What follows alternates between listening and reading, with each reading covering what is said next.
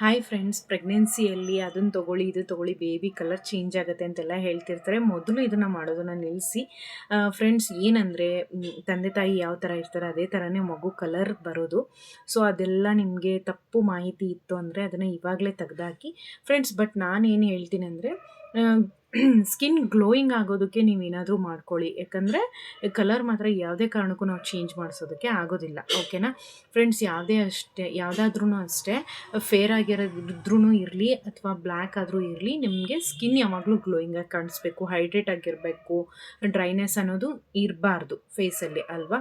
So face ಅಥವಾ body ನಮ್ಗೆ ಯಾವಾಗಲೂ ಗ್ಲೋಯಿಂಗ್ನೆಸ್ ಆಗಿ ಕಾಣಿಸ್ಬೇಕು ಅಂದರೆ ನೀವು ಪ್ರೆಗ್ನೆಂಟ್ ಇದ್ದಾಗ ಮೊದಲನೇದಾಗಿ ಆರೆಂಜ್ನ ಜಾಸ್ತಿ ತೊಗೊಳ್ಳಿ, ಹಾಗೆ ಪೊಮೊಗ್ರೆನೇಟ್ನ ಜಾಸ್ತಿ ತೊಗೊಳ್ಳಿ.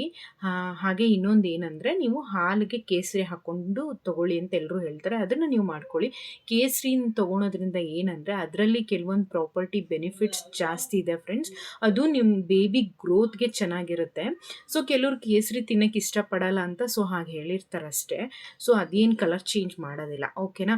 ಆರೆಂಜ್ನ ತೊಗೊಳ್ಳಿ, ಪೊಮೊಗ್ರನೇಟ್ ತೊಗೊಳ್ಳಿ. ನಿಮ್ಮ ಬೇಬಿ ಸ್ಕಿನ್ ಗ್ಲೋಯಿಂಗ್ ಆಗಿ ಕಾಣಿಸುತ್ತೆ. ನಿಮಗೆ ಬೇಬಿ ಹೊರಗಡೆ ಬಂದಾಗ ಅದು ಬೆಳೀತಾ ಬೆಳೀತಾ ನಿಮಗೆ ಗ್ಲೋಯಿಂಗ್ನೆಸ್ನ ನೀವು ನೋಡಬಹುದು. ಓಕೆನಾ ಫ್ರೆಂಡ್ಸ್? ಇದೇ ಥರ ಪ್ರೆಗ್ನೆನ್ಸಿ ಟಿಪ್ಸ್ ಬೇಕಿತ್ತು ಅಂದರೆ ವರ್ಷ ಬೇಬಿ ಬ್ಲೂಮ್ ಚಾನಲ್ನ ಸಬ್ಸ್ಕ್ರೈಬ್ ಮಾಡ್ಕೊಳ್ಳಿ, ಲೈಕ್ ಮಾಡಿ, ಶೇರ್ ಮಾಡಿ.